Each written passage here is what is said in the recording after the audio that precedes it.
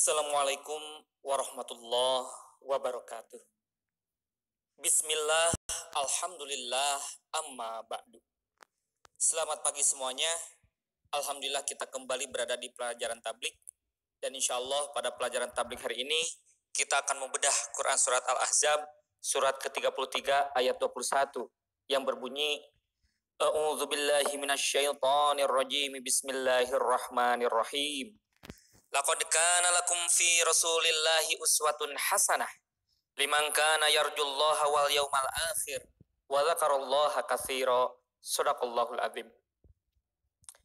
Kalau kita penggal ayat ini mengandung 3 penggalan besar, yaitu pertama, laqad kana lakum fi Rasulillahi uswatun hasanah, dan yang kedua, liman kana yarjullaha wal yawmal akhir, dan yang ketiga, wa dzakarallaha katsira.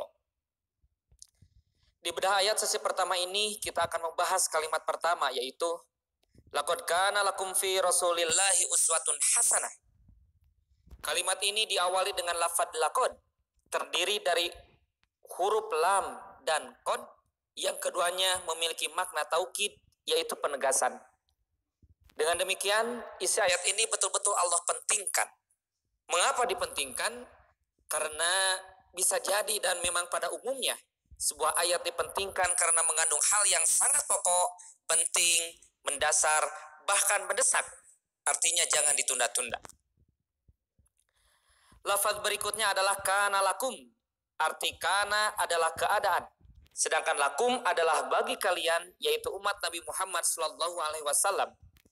Makna lakum adalah domir atau kata ganti orang kedua jamak. Artinya pihak yang sedang diajak bicara atau yang sedang berada di hadapan. Kenapa kalimatnya tidak lahum? Karena akan bermakna tidak langsung, artinya membicarakan pihak lain, yaitu orang ketiga, tidak sedang berada di hadapan. Kasarnya, bila lahum, maka ayat ini untuk orang lain. Penggunaan domir lakum menjadi bermakna bahwa ayat ini bukan untuk orang lain, melainkan berlaku untuk kita sebagai pihak kedua, yaitu yang sedang membaca dan memahami ayat ini. Selanjutnya lafadz fi Rasulillah, huruf fi adalah harfun jar yang berarti di dan memiliki makna menyertai atau menempel. Fi Rasulillah artinya dalam perjalanan risalah Rasul, yaitu sejak diberi wahyu pertama di Gua Hiro sampai diturunkannya wahyu terakhir ketika Haji Wada. Keadaan atau kondisi inilah yang Allah pentingkan di ayat ini. Lafadz selanjutnya adalah uswatun hasanah. Kedudukannya sebagai khobar kana. Khobar artinya keterangan. Menerangkan apa? Menerangkan kana, yaitu keadaan. Keadaan yang mana? Keadaan sebagaimana yang ada di makna lafadz sebelumnya, yaitu perjalanan risalah Rasul tadi. Maka perjalanan risalah Rasul harus menjadi uswatun hasanah bagi kita.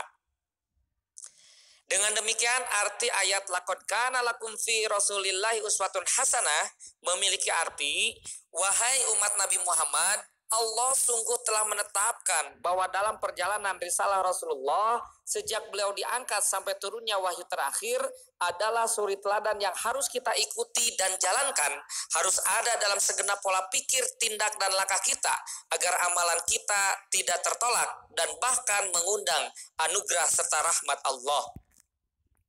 Dan ayat ini begitu tegas karena mengandung 2 daya, yaitu daya pikat dan daya ikat. Daya pikatnya bahwa perjalanan risalah Rasul mengandung hikmah dan pelajaran besar yang akan menjadi sebab diterimanya amal yang mengundang anugerah dan rahmat Allah. Sedangkan daya ikatnya ada di lafadz uswatun hasanah.